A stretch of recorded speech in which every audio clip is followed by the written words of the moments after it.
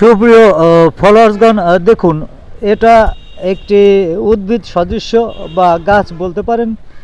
এটা ইক্ষু গাছ বা আখের গাছ।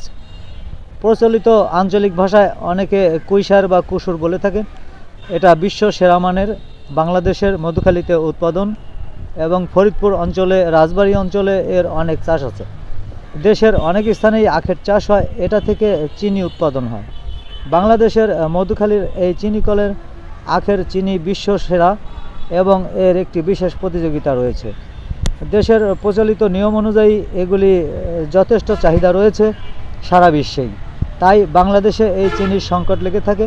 তদুপরি সার, বীজ, কীটনাশক, ওষুধ, পরিচর্যা, লেবার খরচা অত্যন্ত বেশি। সে কারণেই চাষিদের একটু কম লাভ হয়, তবে মোটামুটি লাভজনক। আর বিভিন্ন কারণেই চাষ কমিয়ে দিয়েছে কৃষকেরা, সে কারণে